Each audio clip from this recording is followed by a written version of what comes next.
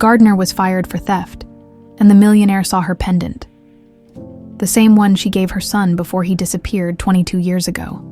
Martha Reynolds sat in the grand parlor of her sprawling estate, a place that exuded elegance and wealth. The room was immaculate, with polished oak floors that gleamed under the sunlight streaming through the tall windows. Heavy velvet drapes framed the glass, their deep burgundy color complementing the antique furnishings that filled the space. Yet, amidst all this grandeur, there was an undeniable emptiness in the air, a void that not even the finest luxuries could fill. To the outside world, Martha was a symbol of success and poise. Her name was synonymous with influence, and her mere presence commanded respect. But behind the façade of confidence and control, she was a woman haunted by an unspeakable pain. 22 years ago, during a family trip meant to strengthen bonds, her only son, Caleb, had vanished without a trace. He was just 5 years old at the time, a bright-eyed boy with an infectious laugh and an adventurous spirit. The memory of that day was etched into her soul. An endless loop of questions without answers. Martha's hand instinctively reached for the silver chain around her neck, at the end of which hung a small star-shaped pendant.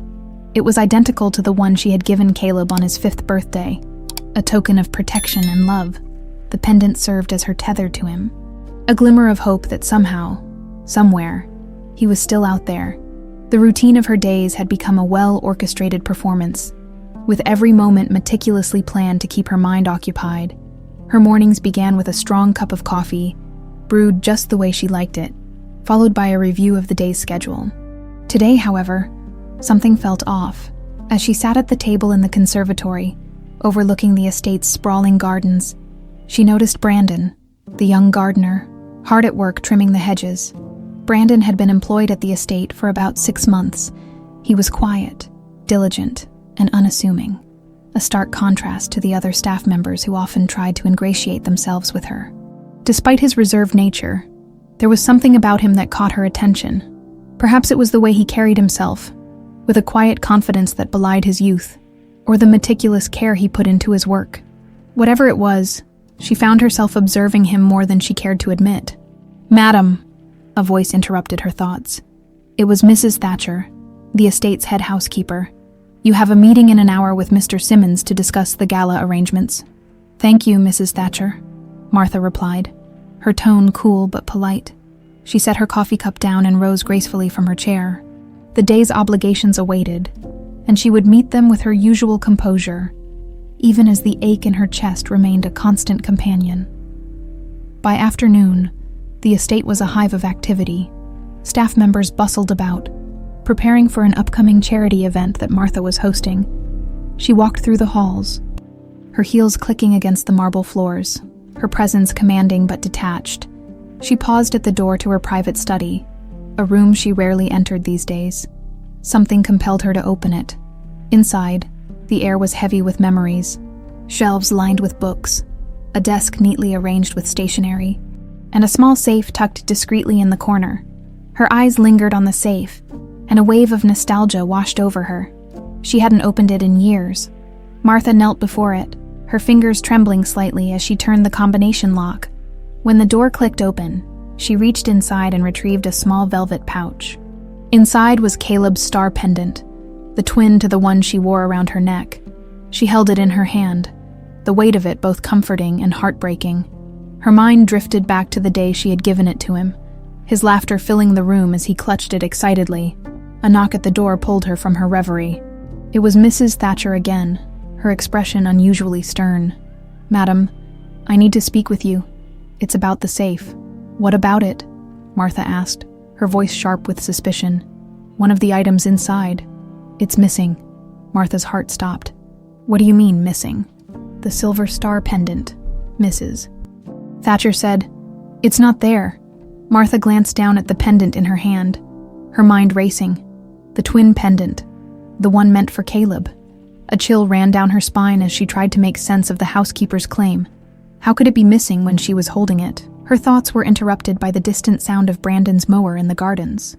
For reasons she couldn't quite explain, her gaze was drawn to the young gardener outside. Unbeknownst to her, this moment would be the catalyst for the unraveling of a mystery she thought would never be solved. The sun dipped lower on the horizon, casting long shadows across the estate's manicured lawns. Martha paced the length of her study, the velvet pouch still clutched tightly in her hand. The weight of Mrs. Thatcher's words echoed in her mind. The silver star pendant. It's not there. How could it be missing? The safe had been untouched for years, locked securely in a room few dared to enter. Yet, as she stared at the pendant in her hand, identical to the one Caleb had worn, her thoughts churned. Was there another? Or was Mrs. Thatcher mistaken? "Madam, I believe we should investigate immediately," the housekeeper urged from the doorway, her face tight with concern. The staff— "No," Martha interrupted sharply. Her voice carried a finality that made Mrs. Thatcher flinch. "This is not a matter for gossip or speculation. I'll handle it myself." Mrs. Thatcher hesitated but nodded. "As you wish, madam." As the housekeeper retreated, Martha sank into the leather armchair by the desk. Her hand trembled as she placed the pendant on the polished wood surface. Something was amiss, and she couldn't shake the nagging feeling that this wasn't a simple misunderstanding. Moments later, a light knock broke her thoughts. It was Stevens, the butler, with his usual air of composed efficiency. "Madam, I was told to inform you that there's been an incident involving Mr. Brandon," he said, his tone carefully neutral. "Brandon," Martha frowned. "What sort of incident?" Stevens hesitated, choosing his words with care. "Mrs. Thatcher believes he may have taken something from the safe." Martha's eyes widened. "What exactly are you implying?" "The missing item, madam. She claims to have seen something similar on his person earlier today." The accusation hit her like a blow. Brandon, the quiet, unassuming gardener who had barely spoken more than a few words to her since his arrival. It seemed absurd. Yet, the thought of the pendant missing and the coincidental timing gnawed at her. "Bring him to me," she ordered, her voice calm but firm. Minutes later, Brandon appeared at the study door, his face pale but composed. He stood awkwardly, dirt still clinging to his work boots and the cuffs of his jeans. His hands fidgeted with the brim of his hat as he avoided meeting her gaze. "You asked to see me, ma'am," he said softly. Martha studied him closely, searching for signs of guilt. "Yes, I was told you may have taken something from my safe." Brandon's brow furrowed in confusion. "Your safe? I don't even know where that is." "That may be true," she said, her tone laced with suspicion. "But Mrs. Thatcher claims to have seen you wearing a pendant resembling one that's gone missing. Would you care to explain that?" For the first time, Brandon seemed genuinely rattled. His hand instinctively went to his chest, where a silver chain glinted against his collarbone. Pulling it free, he revealed a small, star-shaped pendant.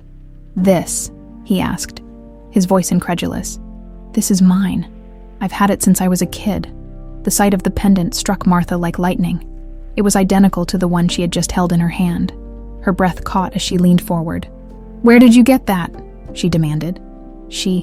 Her voice trembling. "I don't know," Brandon admitted, his eyes clouding with confusion. "It's the only thing I had when they found me in Chicago. I grew up in an orphanage, and this was all I had with me." Martha's heart pounded in her chest. "Who found you? When?" "I was about 5 years old," he said, his voice quieter now. "The authorities said someone dropped me off at a hospital. I don't remember much before that, just flashes, faces, maybe a car. Nothing makes sense." The words sent a chill down Martha's spine. 5 years old, Chicago, an orphanage. She stared at him, her mind racing. Could it be?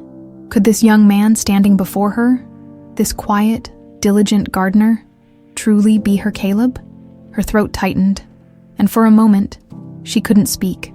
The room seemed to close in around her as decades of grief and unanswered questions pressed down on her shoulders. "Why didn't you mention this before?" she asked finally, her voice barely above a whisper. Brandon shrugged, his expression wary. "I didn't think it mattered. It's just a necklace to me. Something I've always had." Martha leaned back in her chair, the pendant on her desk gleaming under the lamplight. It was too much to be a coincidence. But could she risk believing it? Could she allow herself to hope, after all these years, that her son might be standing right in front of her? "Brandon," she said softly, her voice steadying, "I need to ask something of you." "Anything, ma'am," he replied, though there was an edge of caution in his tone. "I want a DNA test," she said, her gaze locking with his. "If there's even the slightest chance that you are who I think you are, I need to know." Brandon blinked, stunned. "Who you think I am?" Martha's lips trembled, but she held his gaze. "My son." The room fell into a heavy silence, broken only by the faint rustle of leaves outside the window. Brandon stared at her.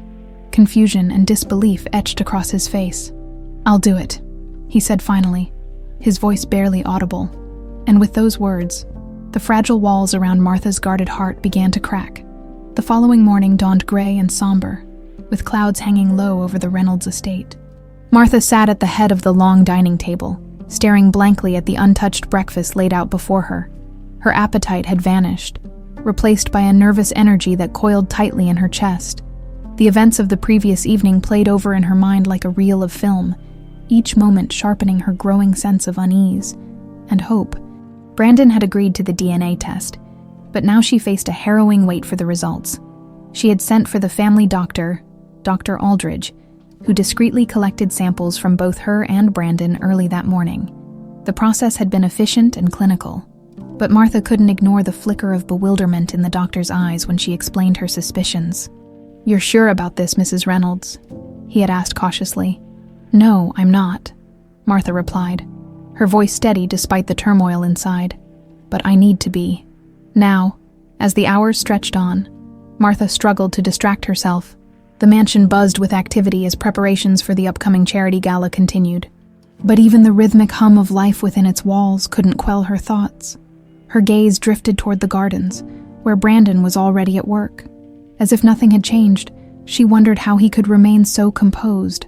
While she felt as though her world was on the verge of tilting, her contemplation was interrupted by the sharp click of heels on the marble floor. Mrs. Thatcher appeared in the doorway, her expression neutral but her hands fidgeting, a telltale sign of her discomfort. "Madam," the housekeeper began. "May I speak with you privately?" Martha nodded, gesturing for her to enter. Mrs. Thatcher stepped forward, her usual stern demeanor softened by an undercurrent of unease. "It's about Mr. Brandon," she said cautiously. "I wanted to apologize for the accusations made yesterday. I acted hastily and—" Martha held up a hand, silencing her. "I understand, Mrs. Thatcher. You acted on instinct, but this matter is more complicated than you realize." Mrs. Thatcher hesitated, clearly torn between curiosity and propriety. "If I may, madam, what is it that you suspect?" Martha's lips pressed into a thin line. She wasn't ready to share her suspicions. "Not yet. That will be all for now, Mrs. Thatcher. Thank you." The housekeeper dipped her head and retreated, leaving Martha alone with her thoughts once more. She rose from her seat and moved toward the window, her eyes following Brandon's movements as he meticulously trimmed the hedges. There was an ease to his work, a quiet focus that belied the magnitude of what they were waiting to uncover. Unable to resist, Martha stepped outside, the cool morning air brushing against her skin. She approached Brandon slowly, her heels crunching softly on the gravel path. He glanced up as she neared, his expression guarded but polite. "Ma'am," he said, pausing his work. "Is there something you need?" Martha hesitated, searching for the right words. "I wanted to thank you for agreeing to the test. I know this isn't easy," Brandon shrugged, wiping his hands on a rag tucked into his pocket. "I guess I just want answers as much as you do." She nodded, her gaze lingering on him. In the daylight, she noticed details she hadn't before. The strong line of his jaw, the flecks of gold in his hazel eyes, traits that stirred something deep within her. A faint but insistent whisper of familiarity. "Do you remember anything?" she asked tentatively. "About your childhood, before the orphanage?" Brandon frowned, his brow furrowing in concentration. "Not much," he admitted. "Just bits and pieces. I remember a party, lights, music, and a man, but I can't see his face. I think he was shouting." Martha's breath hitched. A party. Caleb's disappearance had occurred during a family gathering, the estate filled with guests and noise. Her heart pounded as she pressed further. "Anything else? A name? A place?" Brandon shook his head, frustration flickering across his face. "It's all blurry, like trying to grab smoke." She nodded, unwilling to push him further. "Thank you, Brandon. If you remember anything, let me know." He nodded, his expression unreadable as he returned to his work. Martha lingered for a moment before turning back toward the house. Her mind raced with questions, each one more unsettling than the last. If Brandon truly was Caleb, how had he ended up in Chicago, so far from home? And who was the man in his fragmented memory? The day crawled by, each hour stretching interminably. By late afternoon, the estate fell into a hushed lull as the staff took their midday break. Martha retreated to her study, seeking solace in the familiarity of her surroundings. She opened a drawer and pulled out an old photo album, its leather cover worn from years of handling. Flipping through its pages, she paused at a picture of Caleb on his 5th birthday. He was beaming, clutching the star pendant she had given him. The sight of his joyful face brought a lump to her throat. A soft knock broke her reverie. It was Dr. Aldridge, holding a sealed envelope. "The results, Mrs. Reynolds," he said quietly, placing the envelope on her desk. Her hands trembled as she picked it up, her pulse roaring in her ears. She hesitated, the weight of the moment pressing down on her. With a deep breath, she tore it open and scanned the contents. Her vision blurred as the words leapt off the page. 99.9% probability of maternity. Tears spilled down her cheeks as she clutched the paper to her chest. It was true. Brandon was Caleb. Her son had come home. The revelation that Brandon was Caleb rippled through Martha's mind like a tidal wave. For 22 years, she had carried the weight of his absence, clinging to the faintest hope that he might still be alive. Now that hope had transformed into reality, yet it brought with it a flood of questions and emotions she was unprepared to face. As the sun dipped below the horizon, casting the estate in shades of amber and shadow, Martha found herself pacing the length of her study. Her fingers absently traced the edges of the DNA results, the paper still trembling slightly in her grasp. She knew she couldn't keep this discovery to herself any longer. Caleb deserved to know the truth. Steeling herself, she left the study and made her way to the gardens, where she knew Brandon, Caleb, she corrected herself, would still be. She found him kneeling in the dirt, carefully replanting a row of hydrangeas. The sight tugged at her heart. This young man, so unassuming and diligent, had once been her bright, carefree child. "Brandon," she called softly, her voice catching in her throat. He looked up, his brow furrowing slightly at her expression. "Ma'am, is everything all right?" She took a deep breath, willing herself to remain composed. "Can we talk inside?" His hesitation was brief, but she caught it, a flicker of uncertainty in his eyes before he nodded and rose to his feet. Together, they walked back to the mansion in silence, the tension between them palpable. Once inside, Martha led him to the drawing room, a space rarely used except for intimate family moments. It felt appropriate, though the irony of that wasn't lost on her. She gestured for him to sit while she remained standing, her fingers clasped tightly in front of her. "I've received the results of the DNA test," she began, her voice steady but soft. "And I need you to hear this directly from me." Brandon sat stiffly, his expression unreadable. "All right?" Martha's breath wavered as she spoke the words aloud. "You're my son, Caleb." For a moment, the room seemed to freeze. Brandon stared at her, his eyes wide with shock. "What?" "The test confirmed it," she continued, her voice thick with emotion. "You're the child I lost 22 years ago." Brandon's hands gripped the arms of the chair, his knuckles turning white. I don't even know what to say." "You don't have to say anything," Martha said, taking a step closer. "I know this must feel overwhelming. It does for me too. But you are my son, Caleb, and I need you to know how much I've missed you." The vulnerability in her voice seemed to soften something in Brandon. He looked down at his hands, his shoulders sagging slightly. "I don't remember anything," he admitted. "I've tried, but it's all just pieces, flashes." Martha nodded, swallowing back her own tears. "That's all right. Whatever you can remember, we'll work through it together." For the first time he looked at her, really looked at her, as though trying to find traces of himself in her features. "There are some things," he said slowly.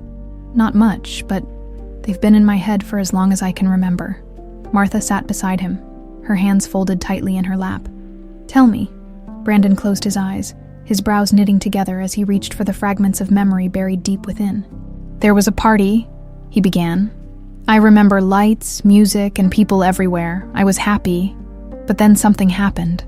"What happened?" Martha prompted gently. "There was a man," he continued, his voice tightening. "I don't know who he was, but he grabbed me. I remember yelling, being pulled away. It was dark and I was scared." Martha's chest tightened. She reached for his hand instinctively, her touch light but reassuring. "Do you remember anything about the man? His face? His voice?" Brandon shook his head. "It's all blurry, like it's just out of reach." The frustration in his tone mirrored the ache in Martha's heart. "It's all right," she said softly. "We'll figure it out, together." They sat in silence for a moment, the weight of the shared revelation settling between them. Finally, Brandon spoke again. "Why now? After all this time? Why did it have to come out like this?" Martha's lips pressed into a thin line. "I don't have an answer for that," she admitted. "But I do know that finding you now, no matter how it happened, is a gift I thought I'd never have." Brandon nodded slowly, his gaze fixed on the floor. "It's just a lot to process." "I know," Martha said, her voice steady. "Take all the time you need. But please, know that this is your home now. You are my son, and nothing will ever change that." As the evening wore on, Martha couldn't help but feel a cautious optimism blooming within her. She had found her son. Against all odds, she had him back. But beneath the joy was a growing sense of unease. The pieces of Brandon's fragmented memories hinted at something darker, something unresolved.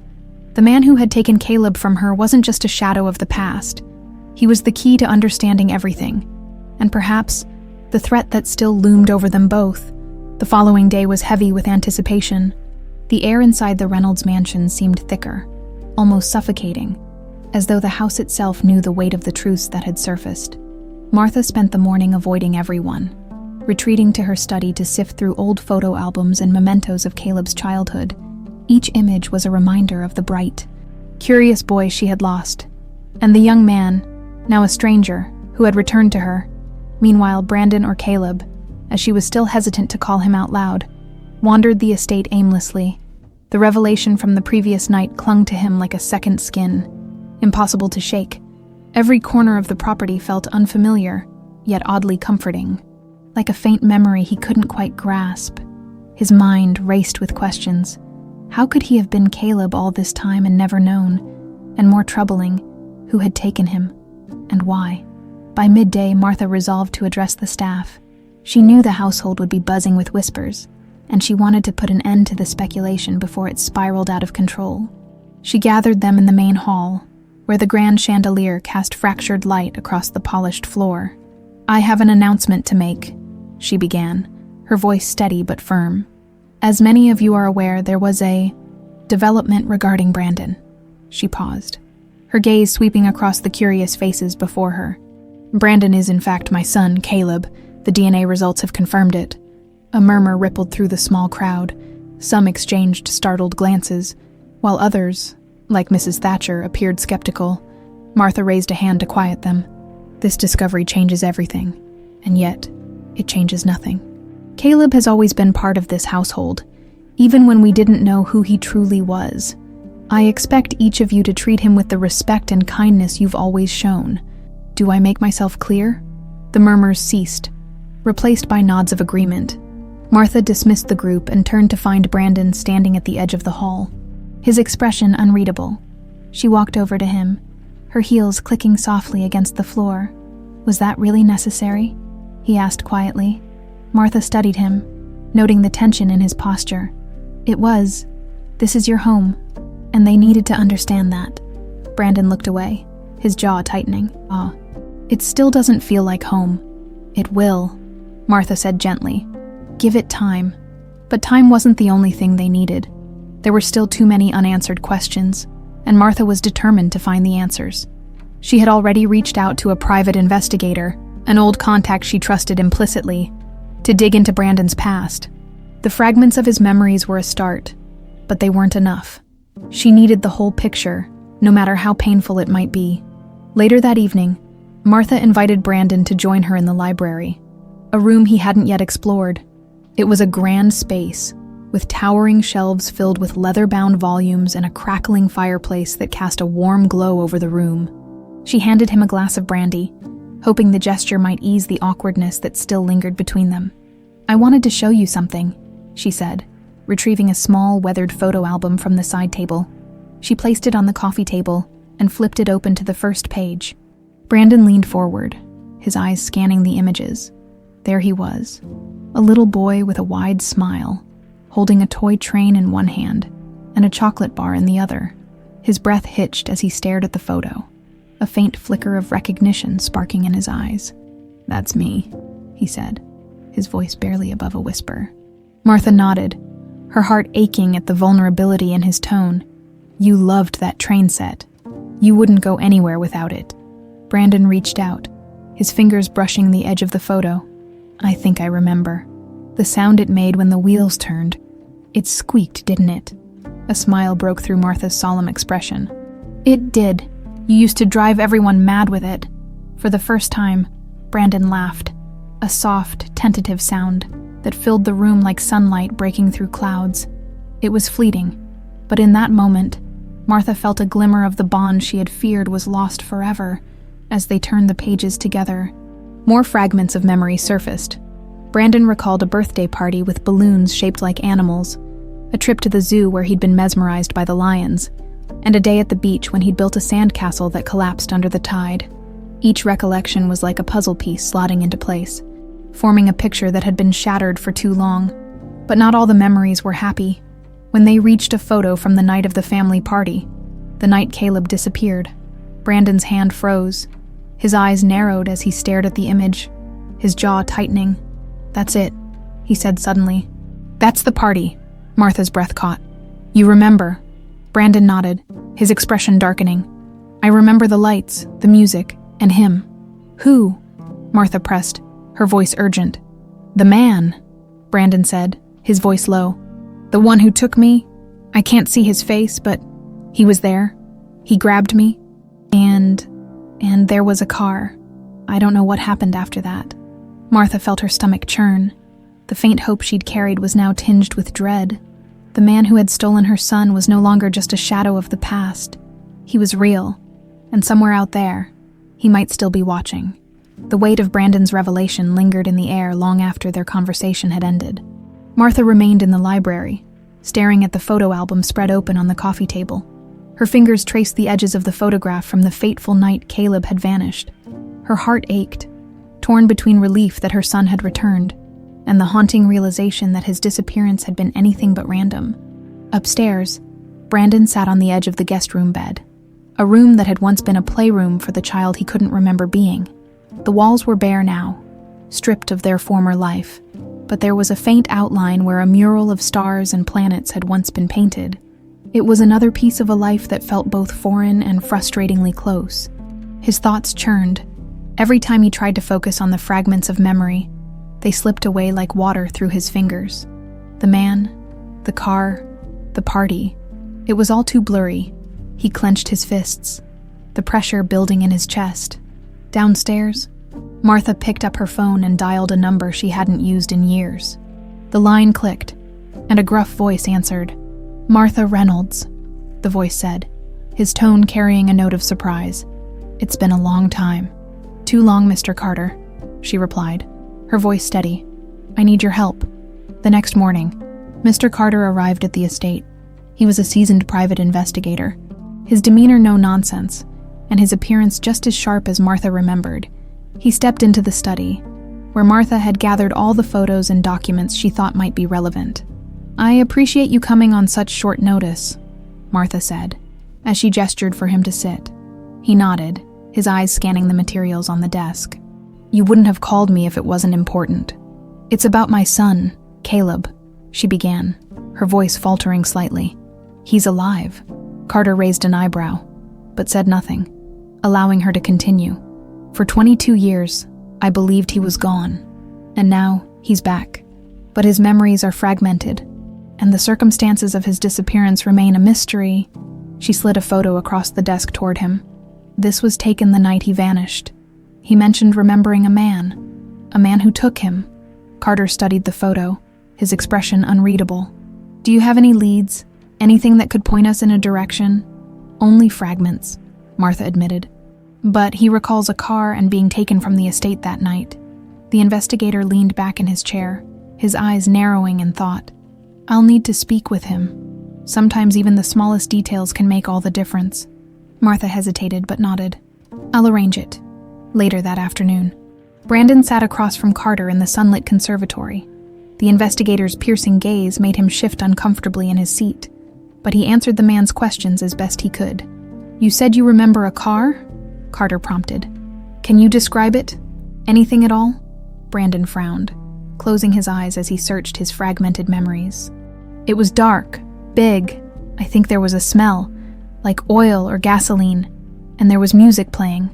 Something loud. Carter nodded, jotting notes in his leather-bound notebook. And the man, Brandon's face tightened. I don't know. I can't see his face, just his hands.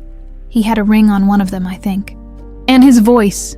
He was shouting at someone, but I couldn't understand what he was saying. The investigator's pen paused mid-stroke. A ring, he asked, his tone sharper now. What kind of ring? Brandon shook his head. I don't know. It was big, maybe gold. Carter leaned back in his chair, his eyes narrowing. Anything else? Think carefully.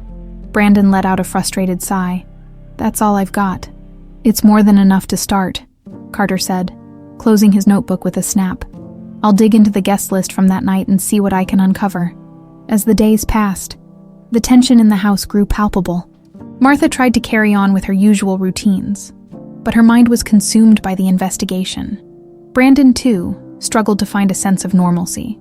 Every time he walked through the estate, he was hit with fleeting moments of recognition. A staircase, a window seat, the old oak tree in the garden, but they brought more frustration than comfort.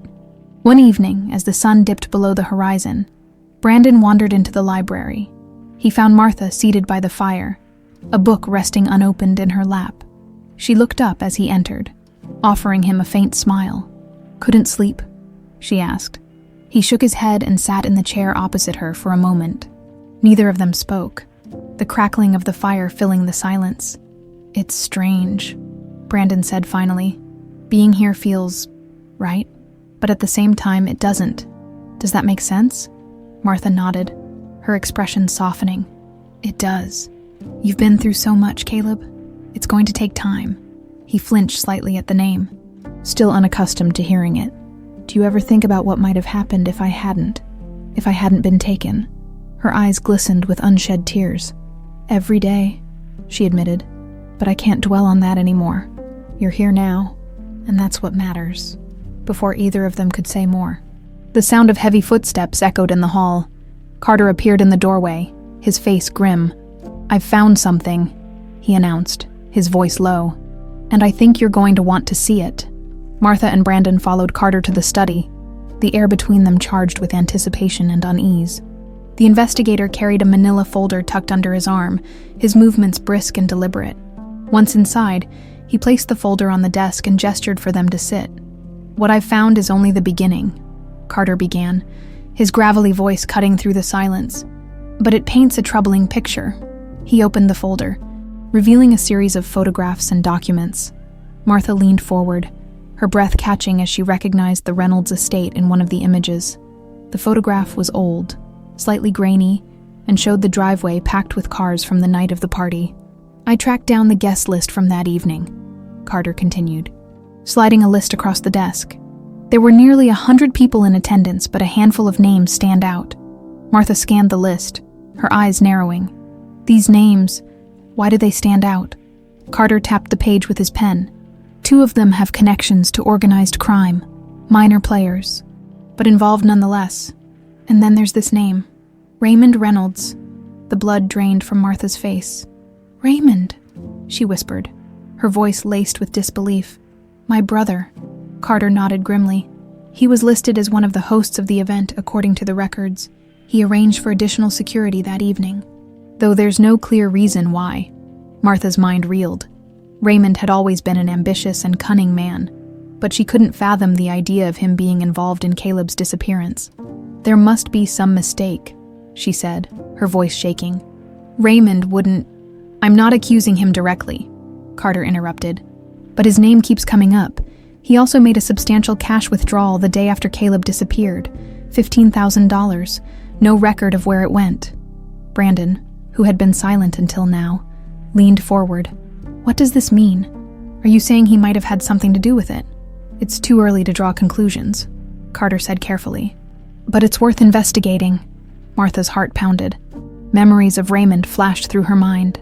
His charm, his confidence, the way he always seemed to be one step ahead of everyone else. Could he have been hiding something all these years? I'll need to speak with him, Carter continued.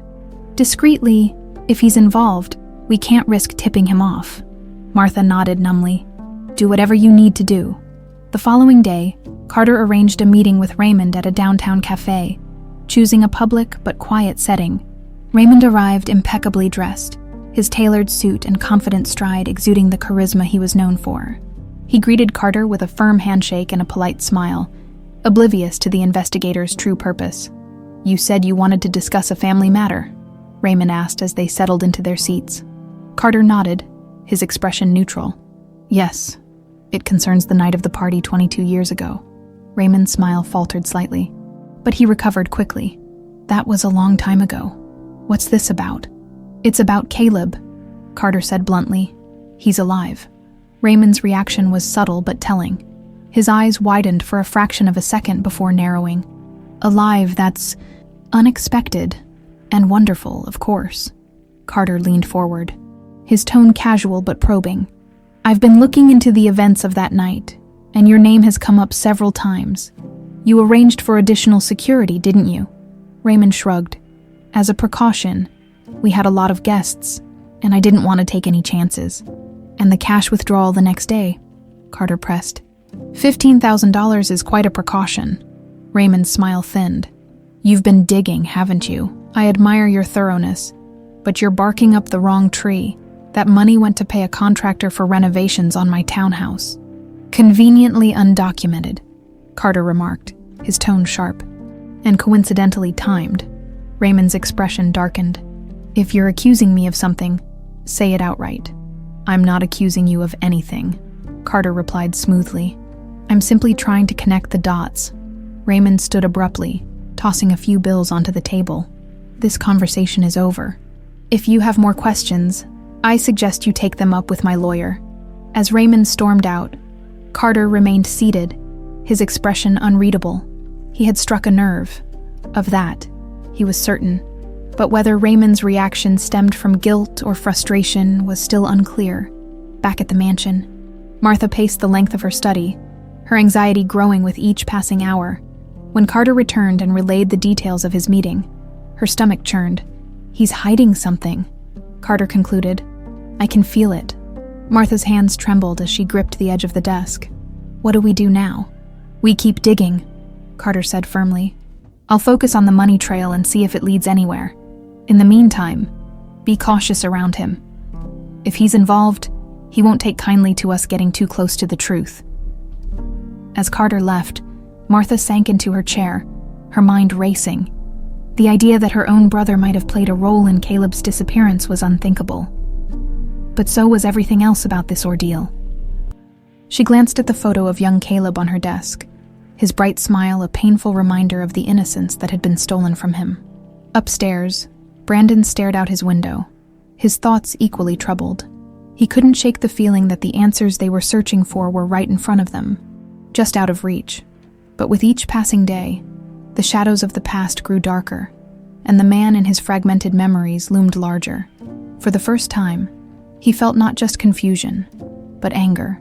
Whoever had taken him had stolen not only his childhood, but his sense of self. And if Raymond was involved, he would find out. No matter what it took, the revelation that Raymond could be implicated in Caleb's disappearance sent shockwaves through the Reynolds estate. Martha struggled to reconcile the possibility that her own brother, someone she had trusted implicitly, might have been complicit in the most devastating event of her life. Meanwhile, Brandon wrestled with his fragmented memories and the unease of being thrust into a family he barely recognized. Martha spent the morning in her private quarters, her mind spinning with doubts and questions. How could Raymond, the charming and supportive brother she had known all her life, have harbored such a dark secret? And if he truly was involved, why? What could he possibly gain from taking Caleb away from her? Downstairs, the household buzzed with subdued tension. The staff had picked up on the strained atmosphere but knew better than to ask questions. Brandon, however, felt the weight of their whispers. As he worked in the garden, he could sense the curious glances and hushed conversations. For someone who had always preferred to remain in the background, the sudden attention was both unsettling and infuriating.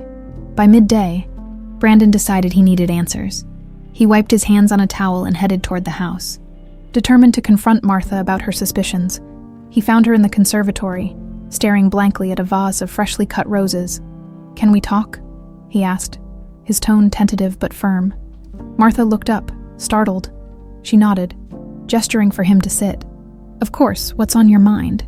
Brandon hesitated, his hands clenching and unclenching as he searched for the right words. "It's about Raymond. Carter thinks he's hiding something, doesn't he?" Martha's expression tightened. "He does," she admitted. "But we don't have enough evidence yet." Brandon frowned. "You think he had something to do with what happened to me?" The raw vulnerability in his voice broke something inside Martha. She reached across the table, placing her hand gently over his. "I don't want to believe it, Caleb, but there are too many questions that only he can answer." Brandon's jaw tightened. "He's your brother. How could he? How could anyone in your family do something like that?" Martha's throat tightened as she struggled to find an explanation. "I don't know, but I promise you we'll uncover the truth." Her words did little to soothe the storm brewing inside him. Brandon rose abruptly, pacing the room. "It just doesn't make sense," he muttered. "Why take me? Why now, after all these years? Am I only finding out who I am?" Martha stood, her voice gentle but resolute. "We'll get to the bottom of it, Caleb, but you have to trust me." He turned to face her, his eyes dark with frustration. "I don't even know who I am anymore. You call me Caleb, but I've been Brandon my whole life. I feel like I'm stuck between two people, and I don't know which one is real." Martha stepped closer, her heart aching at his turmoil. "You are both, my son, and we'll figure out what that means together." That evening, Martha decided it was time to confront Raymond directly. She invited him to dinner, framing it as a casual family gathering. He arrived promptly, his usual charm on full display, but Martha noticed a flicker of unease in his eyes as he stepped into the dining room. The table was set impeccably, with crystal glasses and fine china gleaming under the chandelier's soft light.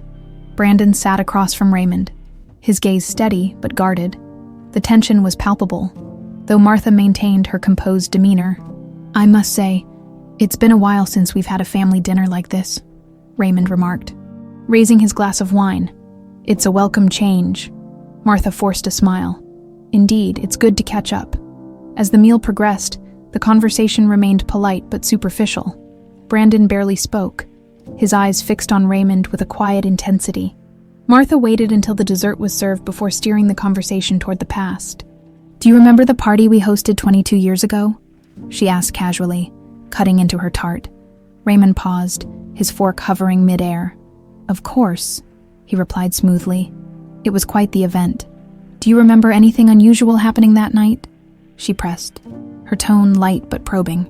Raymond's smile faltered. "Unusual? No, not particularly. Why do you ask?" Martha set her fork down, meeting his gaze directly. "Because Caleb disappeared that night, and now he's back." Raymond's expression froze for a fraction of a second before he recovered. "Yes, I heard the news. It's remarkable." "Really? A miracle?" Brandon, unable to contain himself any longer, leaned forward. "Do you know anything about what happened to me?" he asked bluntly. Raymond feigned surprise. "Me? Of course not. Why would you think that?" "Because Carter found records of a large cash withdrawal you made the day after the party," Martha interjected, her voice steady. $15,000, Raymond. Care to explain?" Raymond's smile turned brittle. "That was for renovations on my townhouse, as I told your investigator." "Without any documentation," Brandon challenged, his voice sharp. Raymond's eyes narrowed. "Are you accusing me of something?" "Boy, I'm accusing you of lying," Brandon shot back. "That's enough," Martha said, her voice cutting through the tension. She turned to Raymond, her expression cold. "If you have nothing to hide, then prove it. Show us the records. Clear your name." Raymond stood abruptly, his chair scraping against the floor. "I don't have to explain myself to you. I won't stand here and be accused of something so outrageous." With that, he stormed out, leaving Martha and Brandon in stunned silence. The sound of the front door slamming echoed through the house. Martha exhaled slowly, her composure finally cracking. "He's hiding something," she murmured, more to herself than to Brandon. Brandon clenched his fists, his frustration bubbling over. "Then we need to stop waiting and start acting." Martha nodded, her resolve hardening.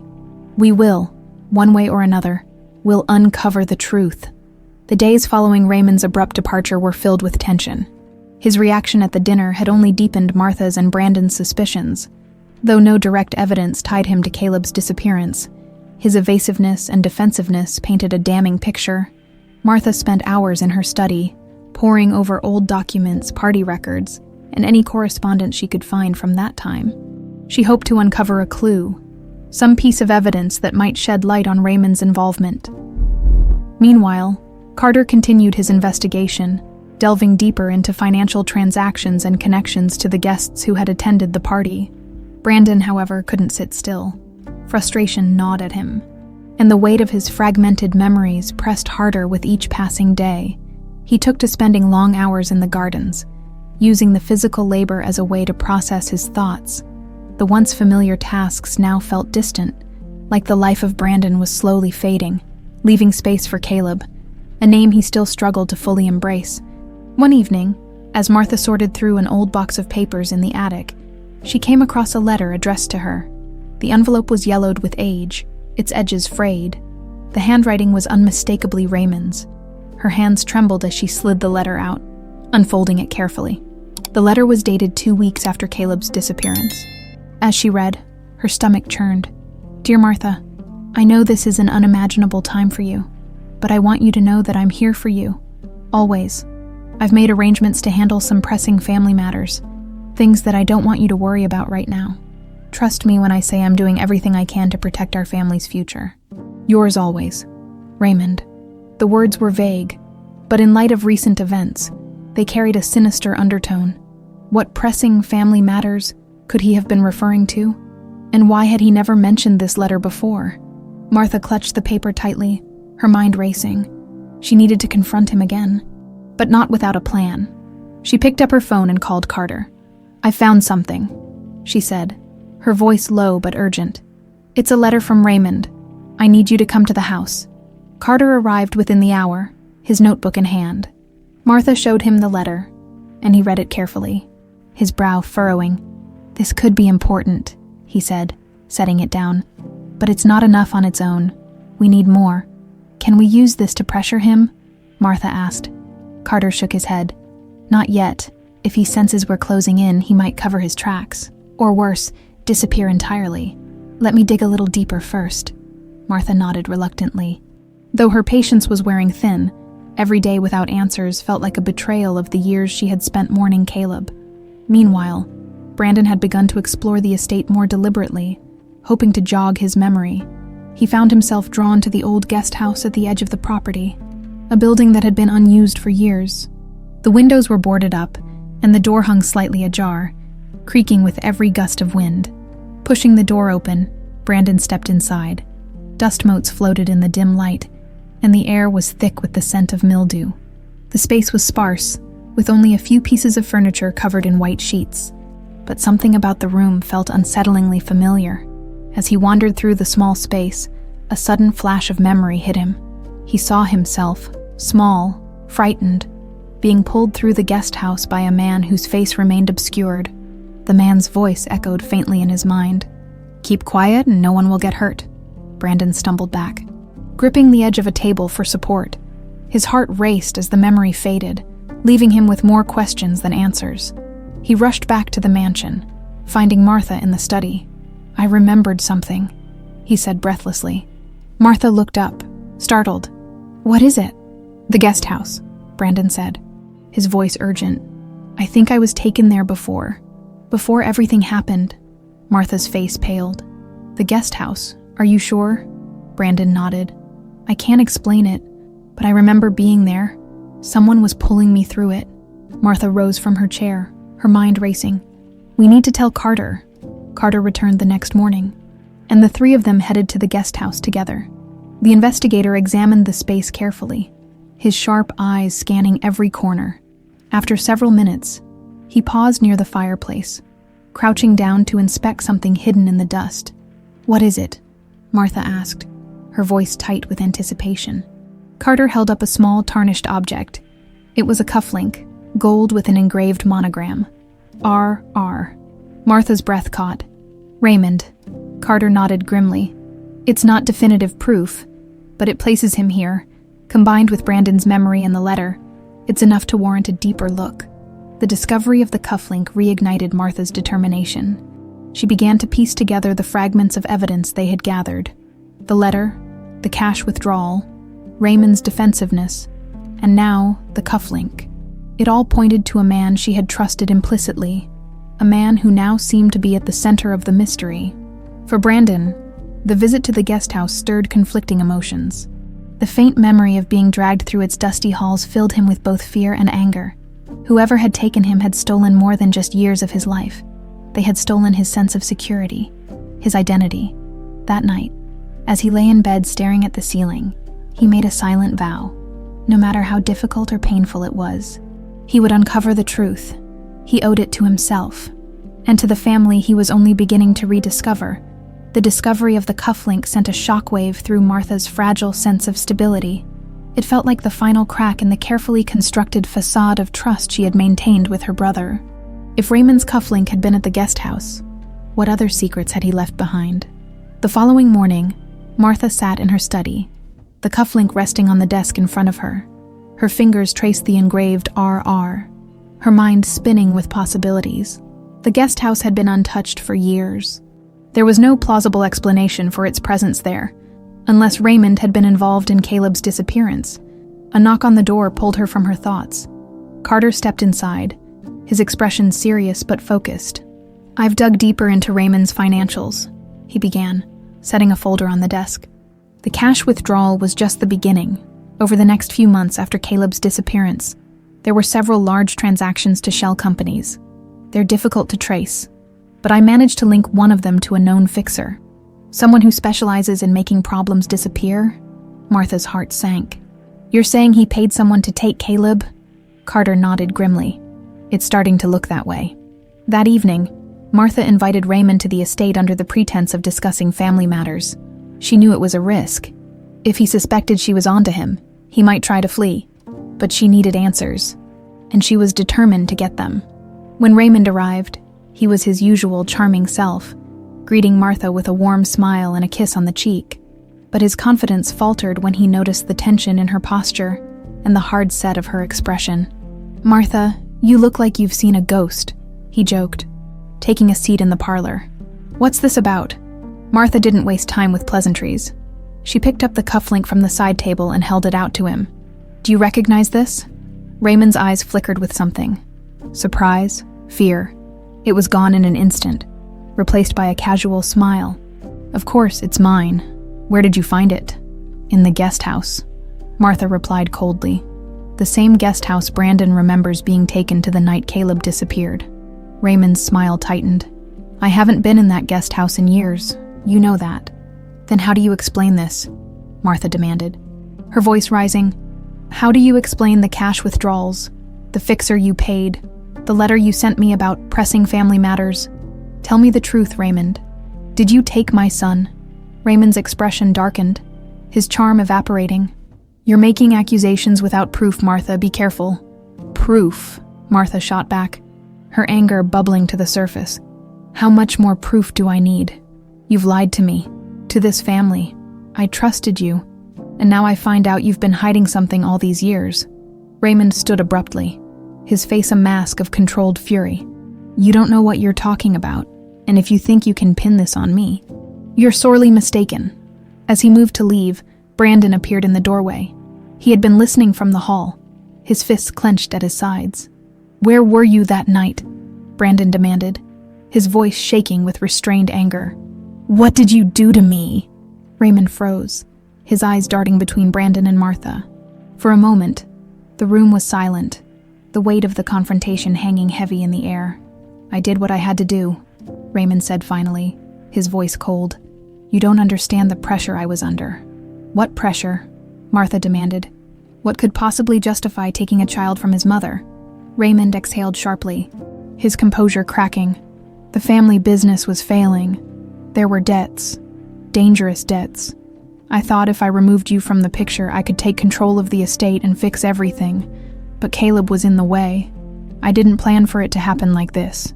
It was supposed to be simpler." Brandon's jaw tightened, his body trembling with anger. "You ruined my life," he said through gritted teeth. "You stole everything from me." Raymond's gaze hardened. "I did what I thought was best for the family." "For the family," Martha echoed, her voice breaking. "You destroyed this family." The room fell into an uneasy silence, broken only by the sound of Martha's unsteady breathing. She turned to Carter, who had been standing quietly in the corner, observing the exchange. "Is that enough for you?" she asked, her voice trembling. Carter nodded. "More than enough. I'll contact the authorities," as Raymond was escorted out of the house in handcuffs later that evening. Martha stood in the doorway, her arms wrapped tightly around herself. Brandon stood beside her, his expression unreadable. "I don't even know what to feel," he admitted quietly. "Anger, sadness, relief. It's all just too much." Martha placed a hand on his shoulder, her grip firm but comforting. "You don't have to figure it all out tonight. We'll take it one step at a time." Brandon nodded, though the weight of everything remained heavy on his shoulders. As the police car carrying Raymond disappeared down the drive, he let out a shaky breath. "Do you think this is really over?" he asked. Martha hesitated, her gaze fixed on the horizon. "I don't know, but at least now we have the truth." That night, as the estate fell into an uneasy quiet, Martha sat alone in the study, the flickering light of the fireplace casting long shadows on the walls. She felt a strange mix of emotions: vindication, sorrow, and an overwhelming sense of loss. Raymond's betrayal had not only shattered her trust, but also reshaped everything she thought she knew about her family. Upstairs, Brandon lay awake in his room, staring at the ceiling. The man who had haunted his fragmented memories was no longer a faceless shadow. He was someone he had seen at family gatherings, someone he should have been able to trust. And now, as the truth settled in, Brandon knew his journey to reclaiming his identity was far from over. The morning after Raymond's arrest, the Reynolds estate was eerily quiet. The staff tiptoed through the halls, their movements subdued as they whispered among themselves. The news of Raymond's betrayal spread quickly, though no one dared bring it up in Martha's presence. The house, once a symbol of elegance and stability, now felt weighed down by the shadows of its unraveling secrets.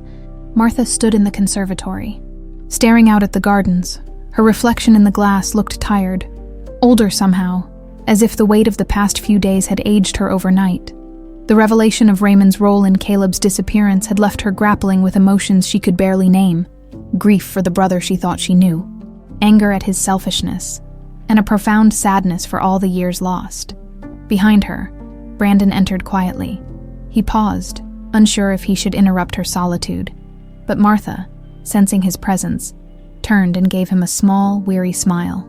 "Good morning," she said softly. "Morning," Brandon replied. His voice hesitant, he stepped closer, his hands shoved into his pockets. "How are you holding up?" Martha exhaled, her shoulders sagging slightly. "I don't know. I keep thinking about Raymond, about everything he did. I can't believe I didn't see it." "It's not your fault," Brandon said firmly. "He hid it well." "Too well," Martha nodded, though the guilt lingered. "And you? How are you feeling?" Brandon hesitated, struggling to articulate the whirlwind of emotions inside him. "I don't know," he admitted finally. "Angry, I guess, at him, at what he did, but also at myself." "At yourself?" Martha's brow furrowed. "Why?" "Because I keep thinking, maybe I should remember more," he said, his voice thick with frustration.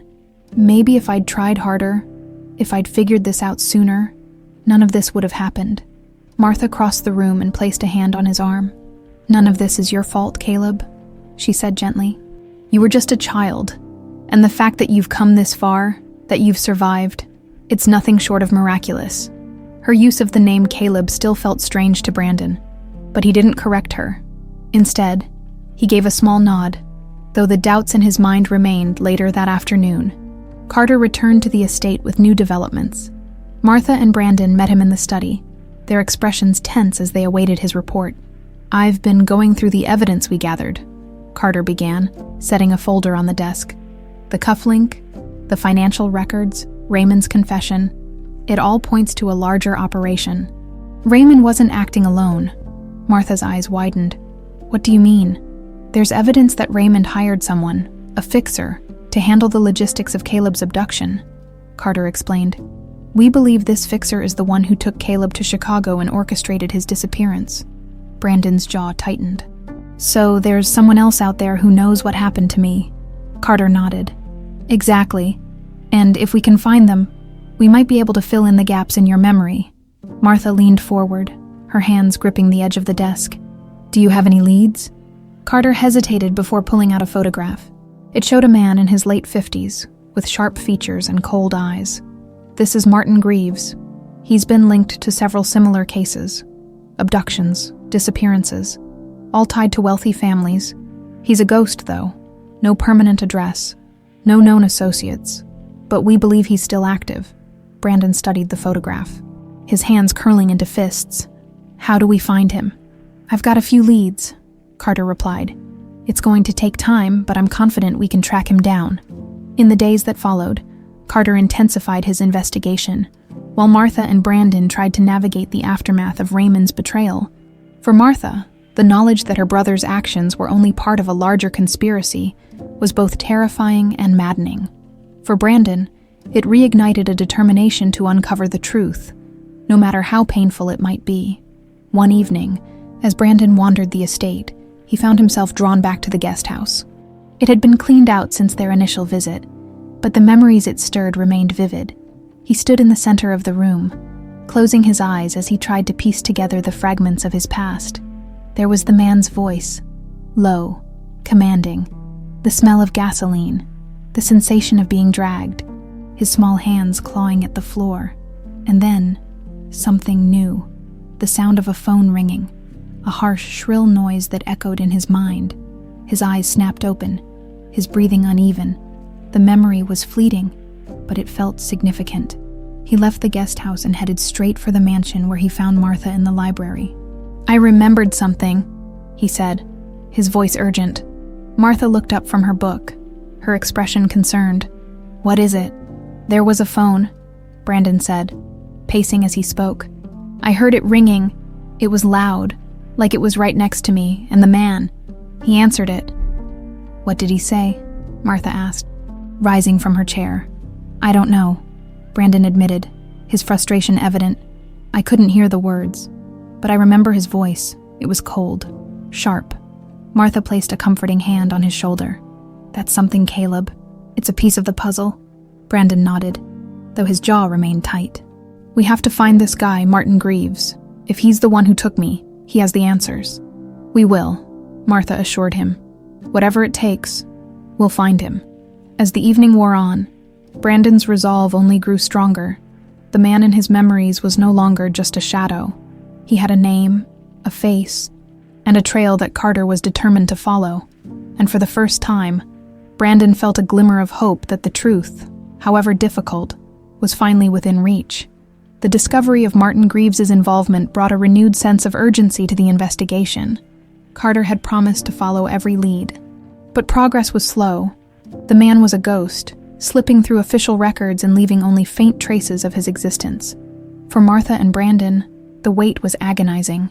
Brandon found it increasingly difficult to focus. Every moment felt like a countdown, each day an endless stretch of unanswered questions. The memory of the ringing phone replayed in his mind, haunting him with its urgency. He couldn't shake the feeling that time was running out, not just for finding Greaves, but for reclaiming the pieces of himself that still felt lost. One afternoon, while Brandon was working in the garden, he noticed a dark sedan parked just beyond the estate gates. At first, he dismissed it as a delivery vehicle or a neighbor's guest, but as the hours passed, the car remained. Its tinted windows made it impossible to see who was inside, but the faint hum of the engine indicated someone was waiting. Brandon's unease grew. He continued his work, stealing glances at the car, his instincts warning him that something was off. When he finally decided to approach, the car pulled away, its tires crunching on the gravel as it disappeared down the road. He mentioned the incident to Martha over dinner that evening, his voice cautious. "I think someone was watching the estate today." Martha frowned, her fork pausing midair. "Watching? Are you sure?" Brandon nodded. "There was a car parked near the gates for hours. It left when I started walking toward it." Martha's grip on her glass tightened. "Do you think it's connected to Martin Greaves?" "Maybe," Brandon admitted. "Or someone working for him." Martha's eyes darkened with worry. "We need to tell Carter." Carter arrived the next morning, his expression grim as he listened to Brandon's account. He inspected the area near the gates and confirmed fresh tire tracks, but they led nowhere definitive.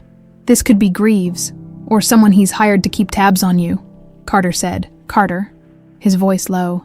"If he knows we're looking for him, he might be trying to stay one step ahead." "What do we do?" Martha asked, her voice tinged with urgency. Carter adjusted his coat, his tone resolute. "We stay vigilant. I'll put someone on watch around the estate, and if this happens again, call me immediately." Despite the precautions, tension within the estate mounted. Brandon couldn't shake the feeling of being watched. The staff moved cautiously, whispering among themselves about the strange car and the growing sense of unease that hung over the property. A few days later, Brandon decided to venture into town to clear his mind. He drove to a small cafe he'd visited once before, hoping the change of scenery might provide some relief.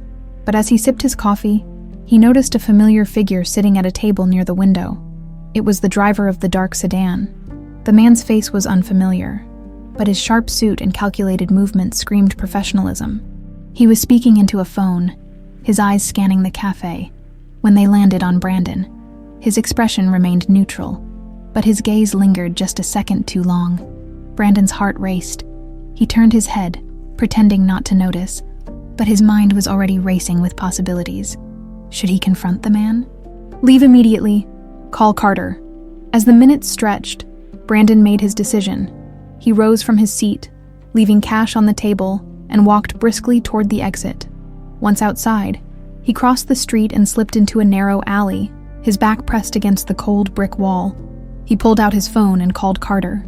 "There's a man here," he said, his voice low. "I think he's the one who was watching the estate." "Where are you?" Carter asked sharply. Brandon gave him the location. "He's inside the cafe. I didn't confront him, but he saw me." "Good. Stay where you are," Carter instructed. "I'm on my way." Minutes felt like hours as Brandon waited in the alley. His nerves on edge, he glanced around constantly, half expecting the man to appear. When Carter finally arrived, his black SUV pulled up to the curb with precision. "Get in," Carter said, his tone clipped. Brandon climbed into the passenger seat, relief washing over him. "Did you see him?" Carter shook his head. "He's gone. Probably noticed you leaving and decided to slip away." Brandon's jaw tightened. "So, what now?" "He's just out there, watching us." Carter's expression was grim. "It confirms one thing, Greaves, or whoever's behind this, knows we're getting close. They're watching you because they're afraid of what you might remember." Back at the estate, Martha's concern deepened when Carter relayed the incident. The thought of Brandon being followed, possibly targeted, sent a chill down her spine. "We need to find Greaves before he makes another move," she said, her voice firm. Carter nodded. "I've been working some leads. There's a property on the outskirts of the city linked to one of his shell companies. It's a long shot, but it's worth checking out." "I'm going with you," Brandon said immediately. "No," Martha interjected, her tone sharp. "It's too dangerous." Brandon met her gaze, his expression resolute. "I'm not sitting around waiting for someone else to piece my life together. I need to do this." Martha hesitated, her protective instincts warring with the determination she saw in his eyes. Finally, she sighed. "Be careful, both of you." The next day, Carter and Brandon drove to the address, a dilapidated warehouse on the edge of an industrial park. The area was desolate, the faint hum of machinery in the distance, the only sound. They parked a safe distance away and approached cautiously, Carter leading the way. Inside, the warehouse was mostly empty, but signs of recent activity were evident. Discarded coffee cups, cigarette butts, and a makeshift desk covered in scattered papers. "This is it," Carter muttered, sifting through the papers. "Greaves has been here." Brandon stepped closer, his eyes scanning the desk. Among the papers was a torn photograph. His breath caught as he recognized it. A picture of himself as a child, holding a toy train. "It's me," he whispered, his hands trembling as he picked up the photo. "He's been watching me for a long time." Carter placed a hand on his shoulder. "This is the break we needed. Now we find him." As they left the warehouse, Brandon's resolve hardened. He was no longer just a victim piecing together his past. He was ready to confront it, no matter the cost. The drive back to the Reynolds estate was heavy with silence. Brandon sat in the passenger seat, clutching the torn photograph of himself as a child. It was frayed at the edges, the image worn from time, but there was no mistaking the bright smile on his face, or the toy train in his small hands. The photo stirred emotions he couldn't quite place. Nostalgia, fear, and anger all tangled together. Carter glanced at him from the driver's seat. "This changes things," he said, breaking the silence. "Greaves didn't just orchestrate your disappearance. He's been keeping tabs on you." Brandon exhaled slowly, his grip tightening on the photo. "But why? What does he want from me?" "That's the question we need to answer," Carter replied. "If he's been watching you all these years, there's a reason. And it's not just about money." Back at the estate, Martha was pacing the length of the study when they arrived. The moment she saw Brandon holding the photo, her breath caught. She took it from him, her hands trembling as she stared at the image. This was taken the day before you disappeared," she whispered. "I remember it. You wouldn't put that train down." Brandon's chest tightened. "Then how does Greaves have it?" Martha looked up, her expression stricken. "He must have taken it from here. That means he wasn't just working for Raymond. He was in this house." The realization sent a chill through the room. Carter set his bag down and unfolded a map on the desk, marking the locations tied to Greaves's shell companies. "We're closing in on him," he said. "The warehouse gave us valuable clues, but it's not enough. He's still out there. And he knows we're looking." Martha straightened, her fear giving way to determination. "So we keep looking, whatever it takes." The next morning, Carter received a tip from one of his informants. A man matching Greaves's description had been spotted in a small motel on the outskirts of the city. Carter wasted no time, gathering his equipment and briefing Brandon and Martha.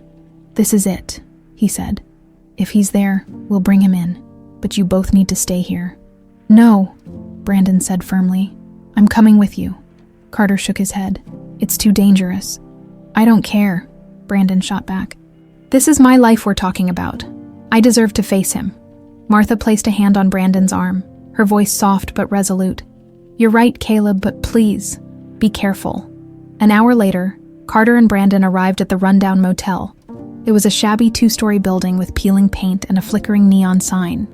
Carter parked a block away, and they approached on foot, keeping to the shadows. Inside, the motel smelled of stale smoke and cheap cleaning products. Carter spoke briefly with the clerk, slipping him some cash for information. The clerk pointed to a room on the second floor, room 214. Carter signaled for Brandon to stay behind as he approached the door. His hand resting on the holster at his side, he knocked firmly. "Room service?" he called, his voice calm but authoritative. There was no response. Carter tried the handle, but it was locked.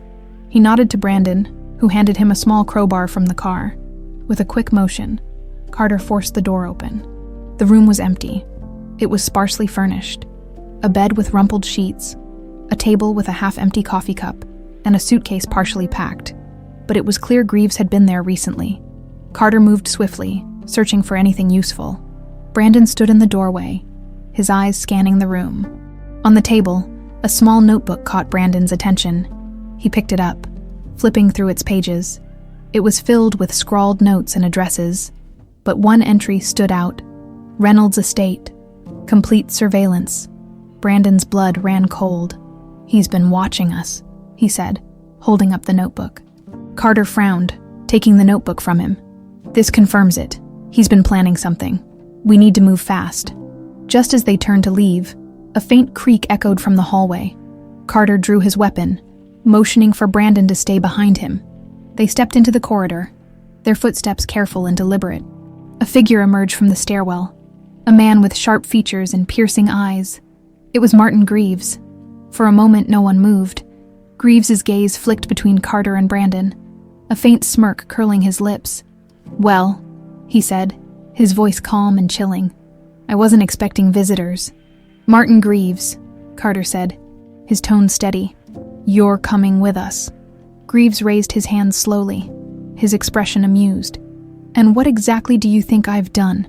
"You know what you've done," Brandon said, his voice shaking with anger. "You took me. You destroyed my life." Greaves's smirk widened.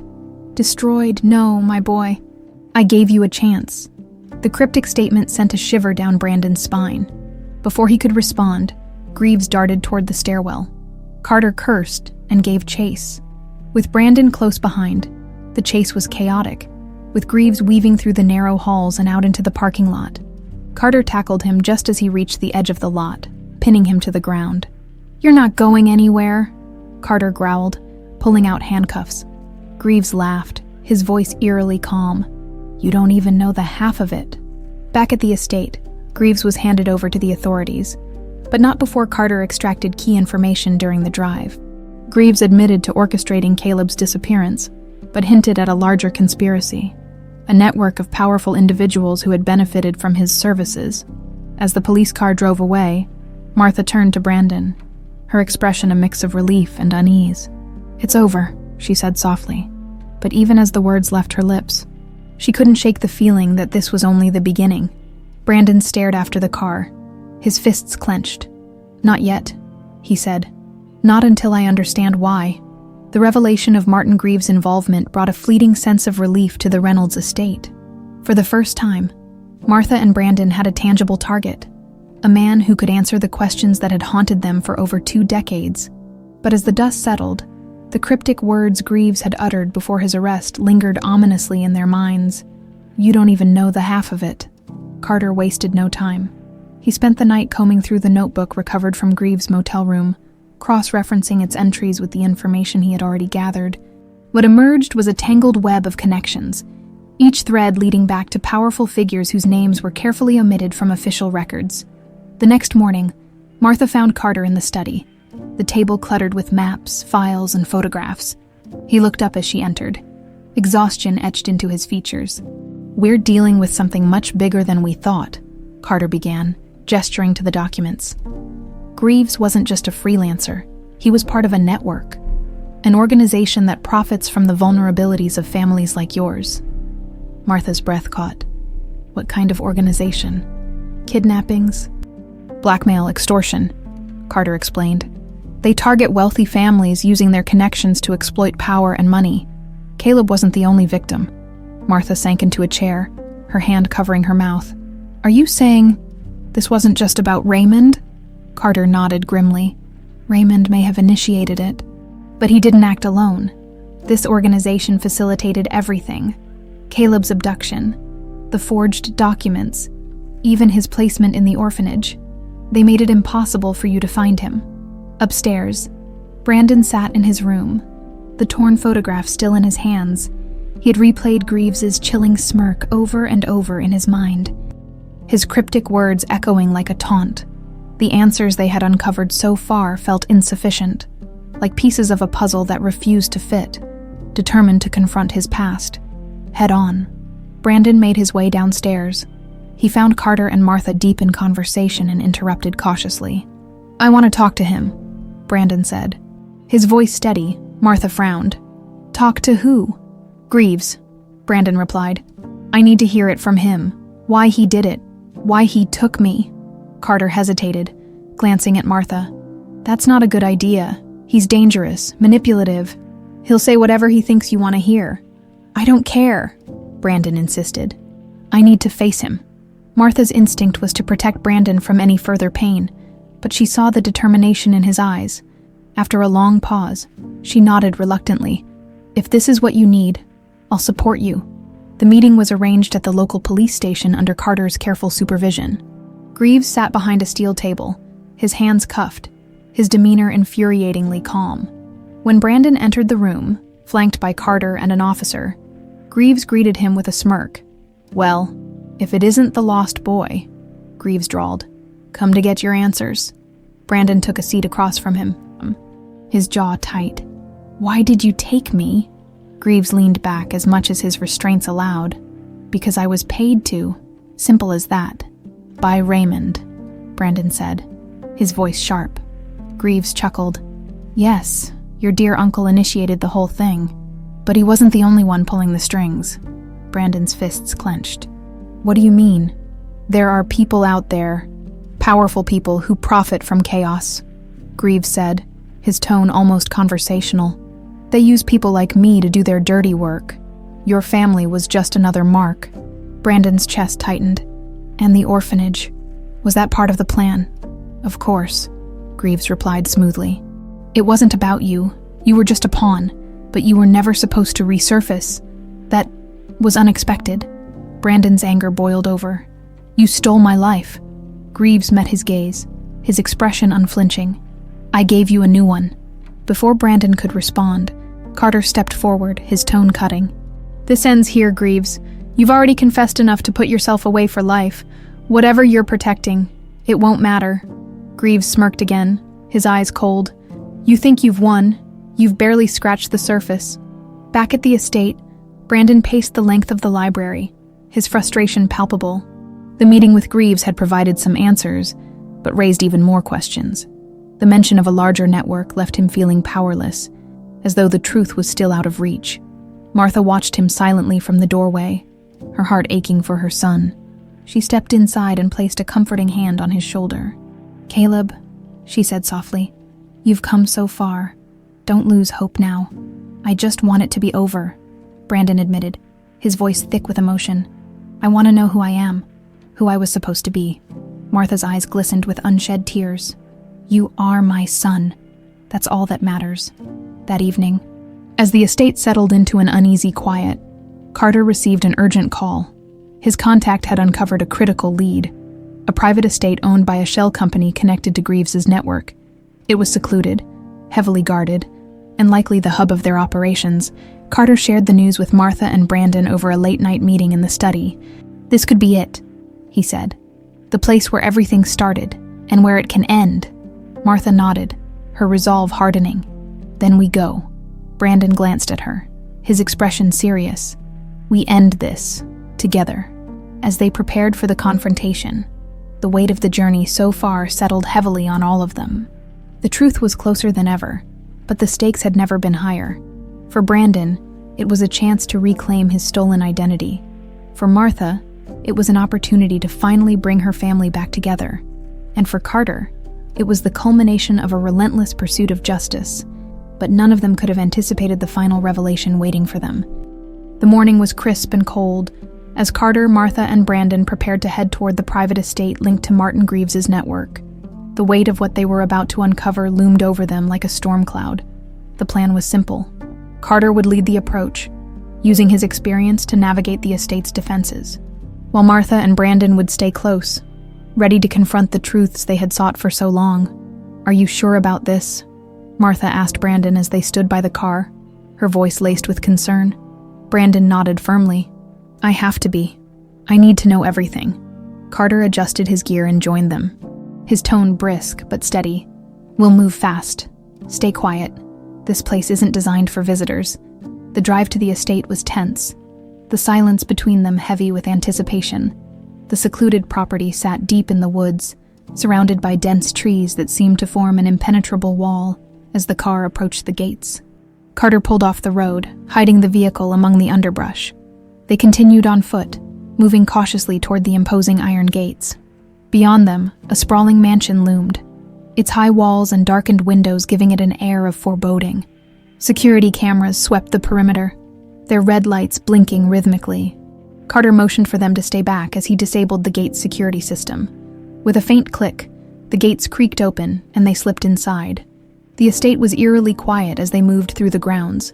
Carter led them toward a side entrance, avoiding the main pathways. Inside, the mansion was stark and sterile, with marble floors and towering ceilings that echoed faintly with their footsteps. "This place is more fortress than home," Brandon murmured, his voice barely above a whisper. Martha nodded, her unease growing with every step. What kind of people would live here? The kind who don't want to be found, Carter replied grimly. As they moved deeper into the mansion, they came across a large study. The walls were lined with bookshelves and a massive desk sat in the center, papers and files scattered across its surface. Carter began sifting through the documents, his sharp eyes scanning for anything useful. Look at this, he said, holding up a ledger. Payments, transactions, all tied to the same shell companies we've been tracking. Brandon stepped closer, his gaze narrowing as he read the names listed. One, in particular, caught his attention. Project Phoenix. What's that? He asked, pointing to the entry. Carter's brow furrowed. I don't know, but it's mentioned several times. Whatever it is, it's big. Martha, meanwhile, had discovered a locked drawer in the desk. There's something in here, she said, gesturing to the heavy lock. Carter retrieved a small toolkit from his bag and made quick work of the lock, inside the drawer. They found a folder marked with the same name, Project Phoenix. Opening it, they discovered a series of photographs, including one of Brandon as a child. This is you, Martha whispered, her voice trembling. Brandon stared at the photograph, his stomach twisting. Why do they have this? Carter flipped through the documents, his expression darkening. Because this wasn't just about you, Caleb. This was about control. What do you mean? Brandon asked. These documents detail experiments, psychological manipulation, conditioning, Carter explained. You weren't just taken to hurt your family, you were part of something bigger. Something calculated. Martha's face paled. Experiments on children. Carter nodded. It looks like they were targeting families with influence, using their children as leverage. But in your case, Caleb, it seems they wanted more. Brandon's fists clenched. More? What are you saying? Carter hesitated before continuing. They were grooming you, preparing you for something. I don't know what, but it's clear they had plans. Before they could process the gravity of the revelation, the sound of footsteps echoed in the hall. Carter motioned for them to stay quiet, his hand instinctively reaching for his weapon. The door creaked open, and a man stepped inside. It was someone Brandon didn't recognize, but Martha's gasp said everything. Vincent, she whispered, her voice filled with disbelief. The man froze, his sharp features hardening as he recognized her. Martha, he said, his voice low and steady. I didn't expect you to come this far. Vincent, Brandon repeated, his confusion giving way to anger. Who is this? Martha's eyes filled with tears. He was your father's closest friend. He was like family. Vincent's gaze shifted to Brandon, his expression unreadable. And now he's my greatest regret. What are you talking about? Brandon demanded, stepping forward. Vincent sighed, his shoulders sagging slightly. It wasn't supposed to be like this. When Raymond approached me, he said it was just a way to secure the family's future. I didn't know what they'd do to you. You knew, Martha spat, her voice shaking with rage. You knew, and you let it happen. I tried to stop it, Vincent insisted, his tone pleading. But by the time I realized what was really happening, it was too late. They had already taken him. Brandon's chest tightened. Why didn't you tell anyone? Why didn't you stop them? Vincent's gaze dropped, shame flickering across his face. Because I was a coward. I thought I could fix it. But I only made things worse. The room fell into a heavy silence, the weight of Vincent's confession sinking in. Martha's hands trembled as she pointed to the folder on the desk. What is Project Phoenix? Vincent hesitated, his jaw tightening.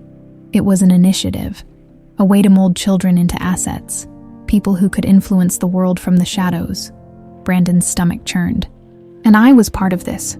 Vincent nodded, his voice barely above a whisper. Yes, but you were different. You resisted. That's why they abandoned you. Martha stepped closer, her voice cutting through the tension. Who are they? Who's behind this? Vincent's lips pressed into a thin line. I don't know their names.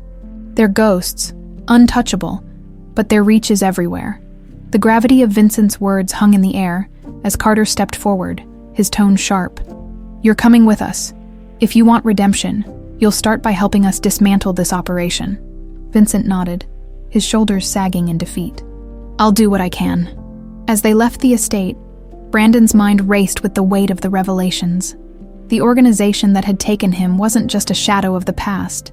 It was a living, breathing entity with its claws still deeply rooted in the world. But for the first time, he felt a glimmer of hope. They had a lead, they had Vincent, and they were one step closer to uncovering the full truth. The return to the Reynolds estate was silent, each person lost in their thoughts. Vincent's confession had shattered the fragile clarity they'd gained, revealing an intricate and chilling conspiracy that stretched far beyond anything they had imagined. For Brandon, the weight of his stolen identity pressed heavier than ever, but the pieces were finally beginning to fit together. As the group convened in the study, the atmosphere was thick with tension.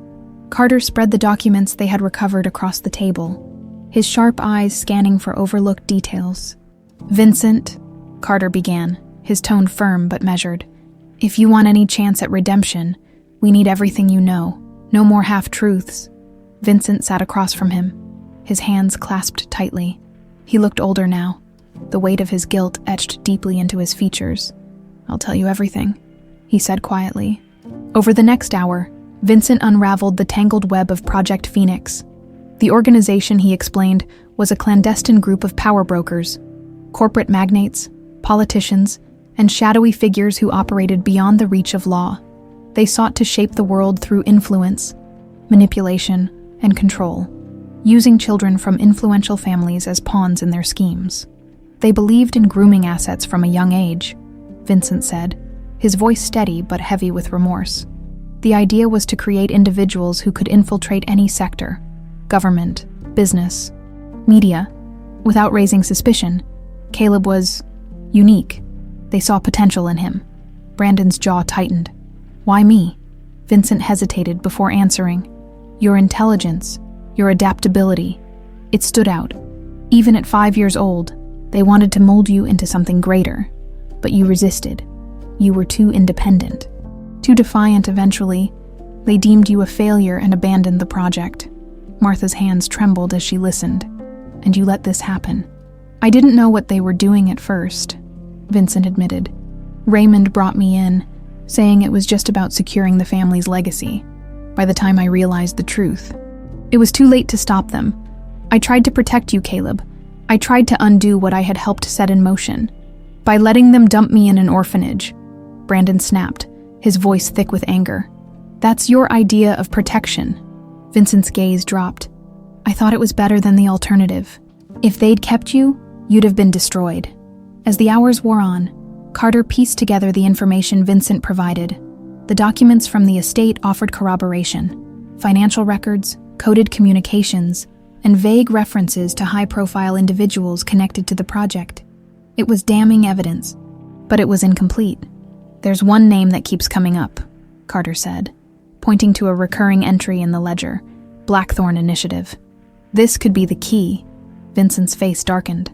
"Blackthorn is their central hub. It's where they orchestrate everything." "Where is it?" Martha asked. "It's not a place," Vincent said grimly. "It's a network, a digital infrastructure that ties their operations together. If you want to dismantle them, you have to take down Blackthorn." Carter leaned back, his expression contemplative. "We'll need help. This kind of operation requires resources and expertise." "I know someone," Vincent offered cautiously. "A former associate of mine. They left the organization years ago and went underground, but they might still have access." Over the next several days, the group worked tirelessly to locate Vincent's contact, a hacker known only as Spectre. When they finally made contact, Spectre agreed to help. Though their mistrust of Vincent was palpable, Spectre's expertise proved invaluable. With their guidance, the group uncovered the location of a hidden Blackthorn server facility, a nondescript office building in the heart of the city. It was the linchpin of the organization, housing encrypted records that could expose its members and operations. "This is it," Carter said, gathering the team for a final briefing. "We take down the servers, and we expose the entire network. But it won't be easy. They'll have security measures in place." "I'm going," Brandon said firmly. Martha's heart sank. "Caleb, you've done enough. Let us handle this." "No," Brandon insisted. "This is my fight. I need to see it through." The operation was planned with precision. Carter, Brandon, and Spectre infiltrated the facility under the cover of night, using forged credentials to bypass initial security. Inside, the building was stark and modern, its sterile hallways illuminated by cold fluorescent lights. Spectre guided them to the server room, their fingers flying across a handheld device to disable firewalls and alarms. When they reached the room, rows of humming servers greeted them, their blinking lights casting an eerie glow. "This is it," Spectre said. "Give me a few minutes," as Spectre worked. Carter and Brandon kept watch, but their presence hadn't gone unnoticed. Alarms blared suddenly, and the sound of approaching footsteps echoed through the halls. "They're onto us," Carter said, drawing his weapon. "Brandon, stay behind me." Guards poured into the room, their shouts drowned out by the chaos. Carter and Brandon fought to hold them off, their movements precise and determined. Despite the odds, they managed to buy Spectre enough time to finish the upload. "We've got it!" Spectre shouted. "Let's move!" The group fled the facility, narrowly escaping as reinforcements arrived, back at their safe house. Spectre revealed the files they had extracted, names, accounts, and communications that exposed the organization's leadership. The fallout was swift and far-reaching.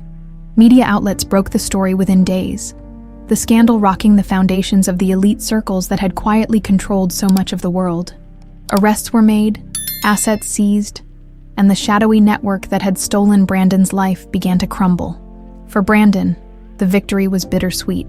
The truth had been revealed, but the scars of the past remained as he stood on the balcony of the Reynolds estate, looking out over the gardens. Martha joined him. "You did it," she said softly, placing a hand on his shoulder. "You took back your life." Brandon nodded, though his gaze remained distant. "It doesn't change what happened, but at least now it's over." Martha turned him toward her, her eyes filled with pride and love. "You're home." "Caleb, that's what matters." Brandon smiled faintly. For the first time in years, he felt a sense of peace. The past would always be a part of him, but the future was his to shape. Epilogue months later, Brandon took on a new role at the estate, helping oversee the family's philanthropic efforts. Carter continued his work as a private investigator, though he remained a close friend of the family. Vincent, having cooperated fully with the investigation, sought quiet redemption away from public scrutiny.